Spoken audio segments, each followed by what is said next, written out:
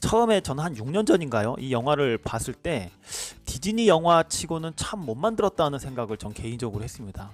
레디고 같은 그런 OST가 유행을 그렇게 전국을 강타할 때도 별로 그닥 그 노래도 와닿지가 않았어요. 그냥 뭐 재미는 있는데 메시지가 별로 없다 이런 생각 때문에 그냥 잊혀졌었습니다.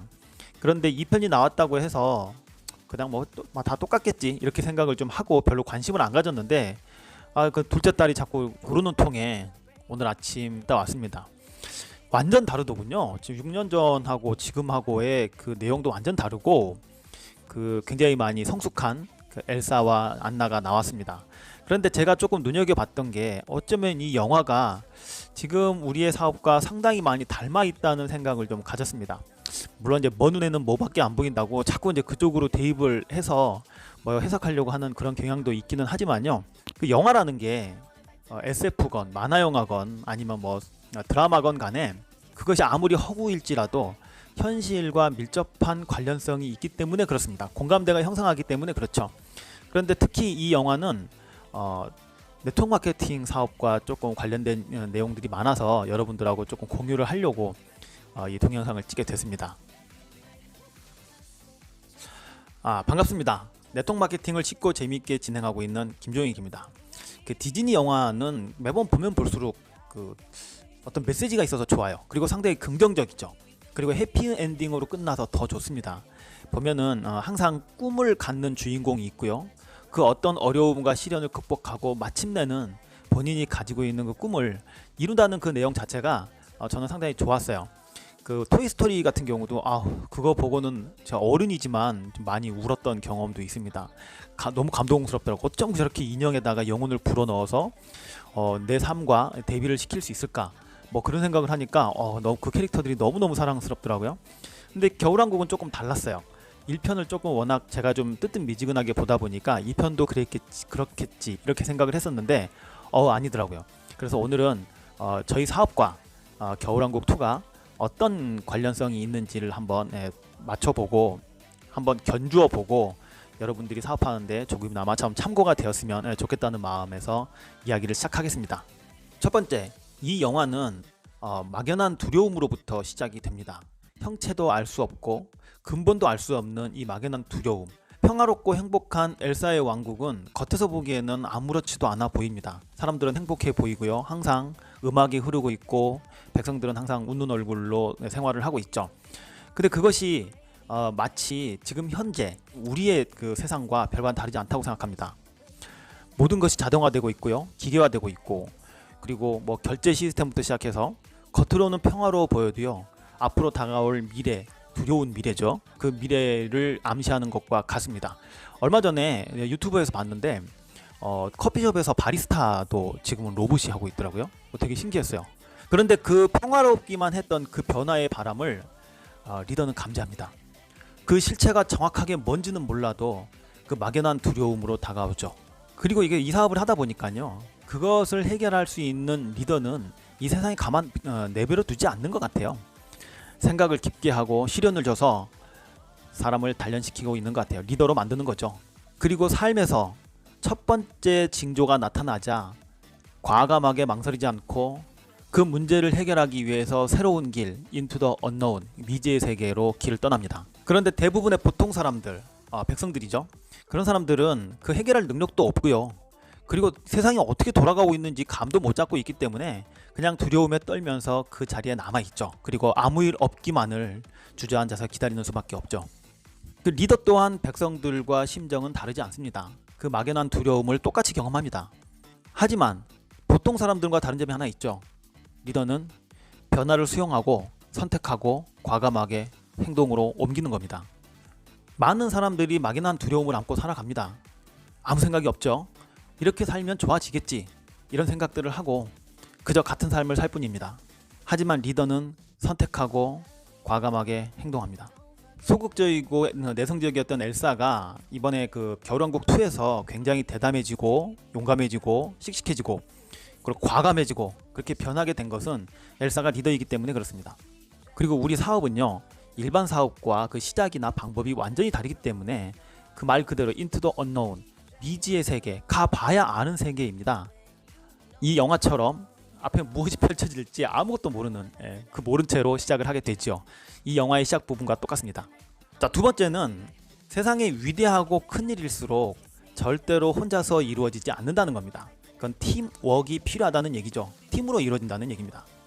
이 영화도 보면요, 엘사가 혼자 주인공인 것 같지만 엘사를 둘러싸고 있는 안나, 그리고 크리스토프, 그리고 울라프, 스벤, 술록인가요? 스벤, 이렇게 요 5명이 주인공입니다. 그리고 각자 자신이 맡은 캐릭터에 충실하고 그들이 공유하는 목표 한 가지를 위해서 서로 최선을 다한다는 겁니다. 그리고 그 5명의 팀원이요, 다 사람이 아니죠. 사람도 있고 동물도 있고 사람도 동물도 아닌 울라프 같은 그런 캐릭터도 있습니다. 네트워크 마케팅도 똑같죠.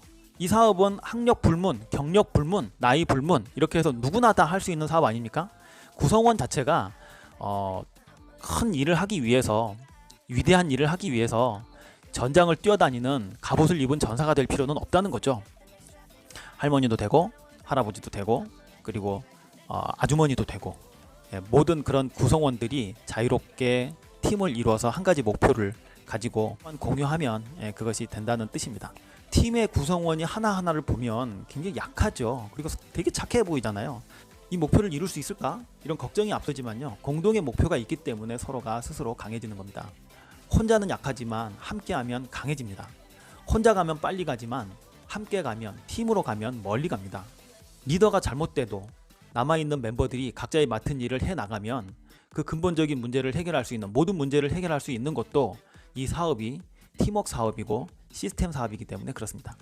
그리고 세 번째는 Into the Unknown이라는 그 가사에 보면 모든 것을 잃어버리는 순간 모든 것이 이루어진다는 그 노래 가사 속에 힌트가 있습니다. 이 사업은 우리에게 변화를 요구하죠. 그 변화라는 게 그동안 나를 지배하고 있던 실패자의 습관을 다 벗어버리고 성공자의 습관을 입으라는 겁니다. 그러기 위해서는 내 모든 이고를 내려놓지 않으면 안 됩니다. 모든 것을 잃어버렸다고 믿는 순간 모든 것은 변화합니다.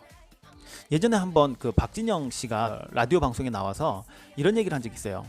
요새는 다들 잘 먹고 잘 사는 시대가 되었기 때문에 아이돌 스타가 자식이 된다고 그러면 부모들이 굉장히 많이 지원을 해준다는 겁니다. 그런데 자기는 그거 굉장히 반대래요. 왜냐하면 사람은 가장 배고플 때 창의적이 된다는 거죠. 맞습니다. 변화도 마찬가지입니다. 모든 것을 내려놨다고 믿는 순간에 모든 것이 변화됩니다. 그래서 끝내는 본인이 이 삶의 주인공이라는 것을 깨닫고 진정 내가 원하는 삶을 살 수 있게 되는 겁니다.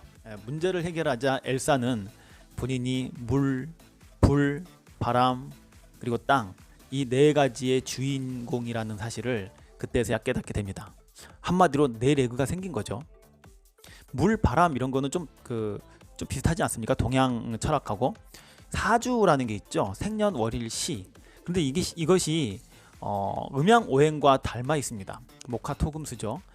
동양 철학에서 보면 나무, 불, 흙, 그리고 쇠, 그리고 물, 이렇게 5가지로 이루어져 있죠. 그런데 사주, 생년월일시가 영어로 뭔지 아십니까? 폴라이프입니다. 너무 막 나갔다고요? 아니, 영어사전 찾아보세요. 폴라이프입니다. 그래서 제가 폴라이프를 하고 있습니다. 자, 마지막은 근본적인 문제의 해결입니다.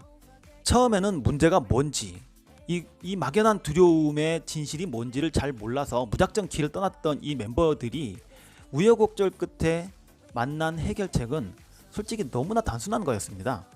단순하긴 하지만 절대로 사람이 힘으로는 할 수 없는 거였죠. 단순하지만 혼자 할 수 없는 일, 그래서 그 일을 할 수 있는 위험하지만 그런 존재를 컨택하게 되죠. 네트워크 마케팅 사업도요, 위대하고 대단한 사업이지만요, 우리가 해야 되는 일들은 지극히 단순한 일입니다. 그 단순한 일이 반복되면서 레버리지 효과를 발휘합니다. 그 레버리지 효과는 다른 말로 얘기를 하면 other person money, other person time, other person의 person, other person's power. 다른 사람의 돈, 다른 사람의 시간, 그리고 다른 사람의 사람, 그리고 다른 사람의 힘을 내가 활용하는 거죠. 이런 단순 반복의 힘은 기적과 같은 결과를 나타냅니다. 안나는 그 other person's power를 제대로 활용한 예라고 볼 수 있습니다. 뭐냐고요? 이거 얘기해주면 스포라서 안 됩니다. 극장에서 확인하세요. 자, 오늘의 결론입니다. 겨울왕국2를 저는 딸 아이와 봤습니다. 보면서 어쩌면 삶도 영화도 그리고 우리의 성공 원리도 다 같은 것이 아닌가 하는 생각을 했습니다. 그리고 네트워크 마케팅 사업 또한 이 원리 안에서 움직이는 일이라고 생각합니다. 변화를 두려워하지 마시고요. 용기를 내서 좋은 팀을 만들고 행동에 옮기는 사람들만이 새벽이 밝아올 때 기회의 강을 건널 수 있습니다. 혹시 최종병기 활 마지막 장면을 기억하십니까? 거기에 기가 막힌 대사가 나오죠. 두려움은 직시하면 그뿐이고 바람은 계산하는 것이 아니라 극복하는 것이다. 감사합니다.